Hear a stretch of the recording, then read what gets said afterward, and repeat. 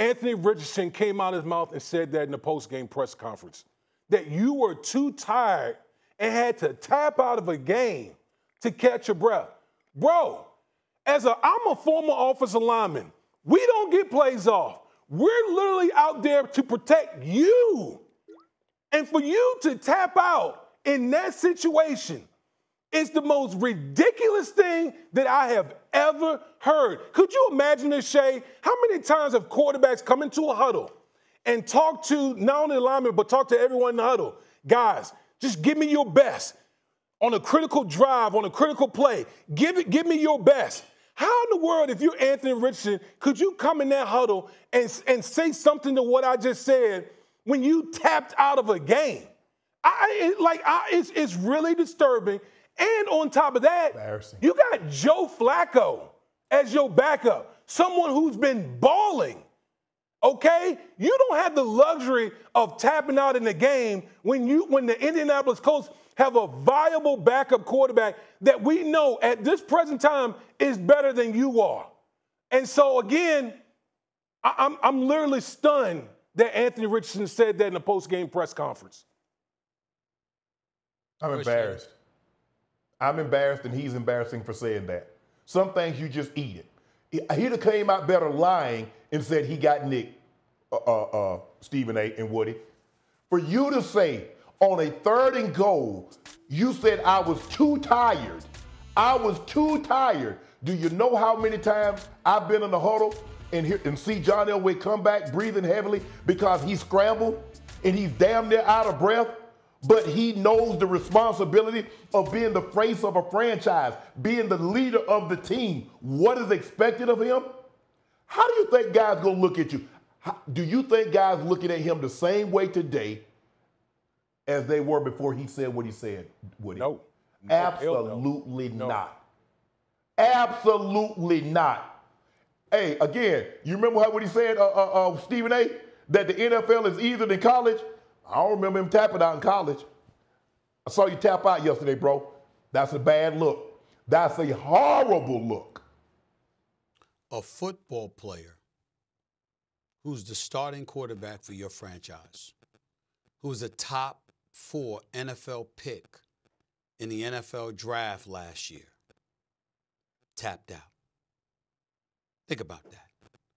Think about the faith that the organization had in him, how he looked early last year before he went down with his season-ending injury. Think about the hope and the expectations that were associated with the Colts because of him this year. Now, let's look at how he has looked. Do y'all know that he threw 2 for 15 in the first half yesterday? 2 for 15. Yes. Mm-hmm. Do you know that his rankings this year among 31 quarterbacks with at least 125 pass attempts? Shay, Woody, here's the deal. 57.2 passer rating.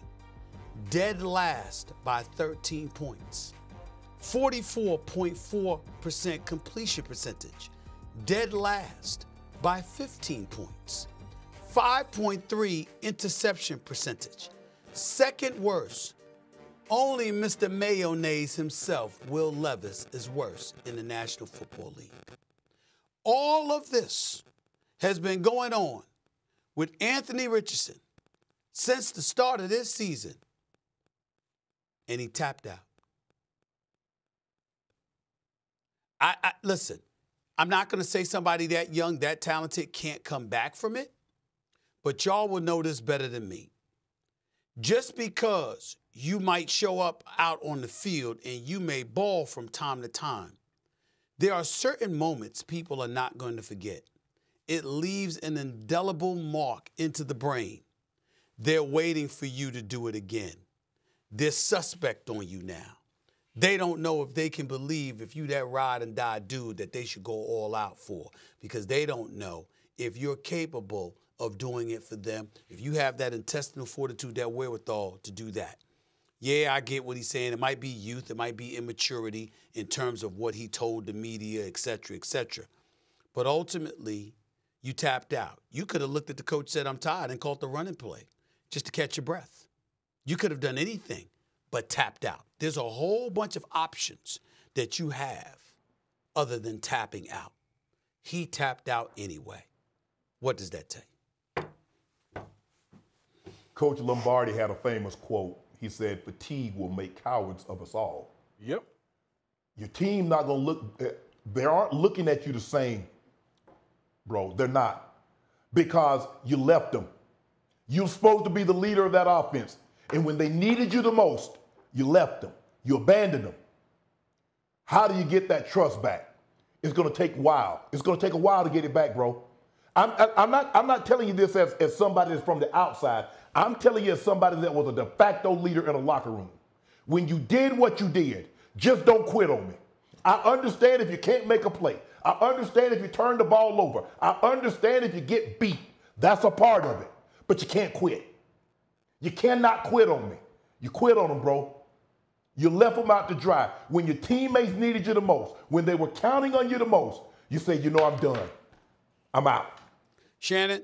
You got a lot Shannon, of growing Woody, to do, young man. You got a lot Shannon, of growing Woody, to do. Shannon and Woody, just one quick question. Does it matter that it was just one play, or does it not matter at all? No, it matters. It matters. Because a lot of times, Woody can attest to this. Sometimes it's one play that wins or loses you the game.